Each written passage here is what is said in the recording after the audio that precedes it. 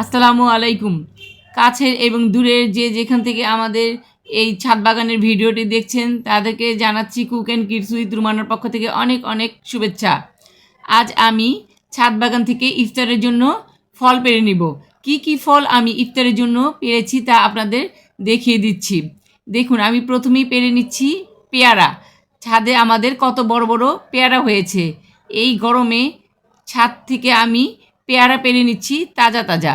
এখন আমি নিয়ে নিলাম লেবু। লেবুটা দেখেন পেকে গেছে। সেই সাথে গাছ থেকে পেড়ে নিচ্ছি আমি 12 মাসি আমড়া। এই আমড়াগুলো আমি মাখা করব ইফতারের জন্য। ইফতার সারাদিন রোজা রাখার পরে এই আমড়া মাখা খেতে কিন্তু ভালোই লাগবে, একটু টক মিষ্টি। দেখুন, আমি বেশ কিছু আমড়া পেড়ে নিয়েছি।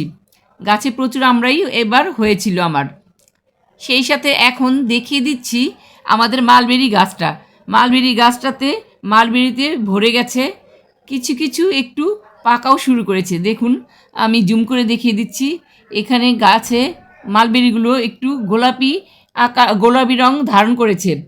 পাকলে আরও কালো হবে। কালো হলে তখন খেতে বেশ মিষ্টি লাগে। এখন চলে আসলাম টমেটো খেতে। এজন্য বললাম, কারণ আমার বড় মেয়ে ইলিন বেশ কয়েকদিন পরে ছাদে আসার পর দেখলো যে আমাদের টমেটো বাগানে টমেটো অনেক পেকে গেছে। ও বলল, আমাদের যে টমেটো ক্ষেত আছে সেটা তো জানতামই না, টমেটো গাছ লাগিয়েছ দেখেছি, কিন্তু এখন তো দেখছি টমেটো একদম ক্ষেতের মতো হয়ে গেছে। দেখুন, মাশাল্লাহ, আমাদের এবার ভালো টমেটোই হয়েছে। আমি আপনাদের দেখিয়ে দিচ্ছি কি পরিমাণ গাঢ় টকটকে লাল রঙের হয়েছে আমাদের টমেটোগুলো। ছাদে রোদ থাকার কারণে ওঠানামা করছিল রঙটা। এখন দেখুন একটু রোদ কমে যাওয়াতে সুন্দর দেখা যাচ্ছে কালারগুলো। এইদিকে গাছের নিচে নিচে কিন্তু অনেক টমেটো পেকে আছে। আমি আপনাদেরকে দেখিয়ে দিচ্ছি এবং সেই সাথে পেরে নিচ্ছি। ইফতারের মধ্যে এই টমেটো কিন্তু মুড়ি মাখাতে দারুণ লাগবে খেতে। সেই সাথে আমি তরকারির মধ্যেও কিছুটা টমেটো দিয়ে দিব। আমি কিন্তু এর আগে টমেটো বেশ কিছুটা পেরে নিয়েছি, কিন্তু সেগুলো আর ভিডিও করা হয়নি। আজ আমি ভিডিও করছি, সেজন্য আপনাদেরকে এই টমেটোগুলো দেখিয়ে দিচ্ছি। আপনারা কিন্তু আমাদের এই টমেটো দেখে মাশাল্লাহ বলতে কেউ ভুলবেন না। অনেক কাঁচা পাকা টমেটো কিন্তু আছে, আমি পাকাগুলো পেরে নিচ্ছি। সেই সাথে দেখেন অনেক কাঁচা টমেটো কিন্তু আছে। আমি আমার ছাদ বাগানের যখন গাছগুলো লাগিয়েছিলাম তখন বলেছিলাম যে আমি গত বছর মার্চ মাসে আমি টমেটো পেয়েছি।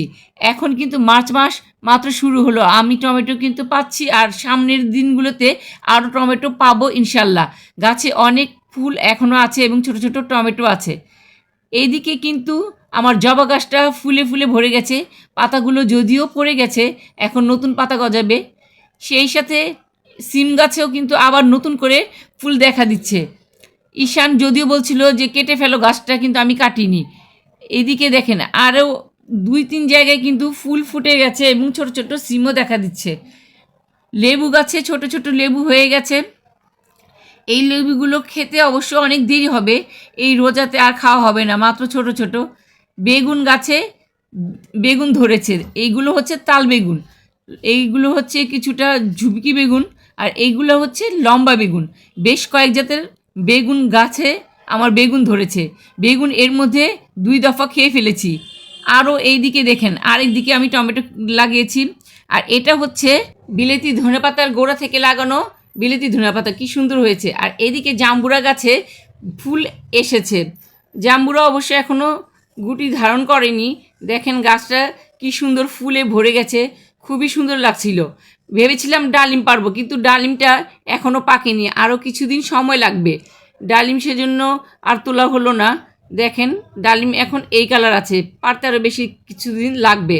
আর এদিকে সফেদা গাছে সফেদা ধরে আছে বেশ অনেকখানি।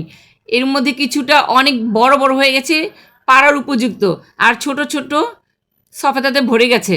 আর এইদিকে আমি সবগুলো তুলে নিয়েছি।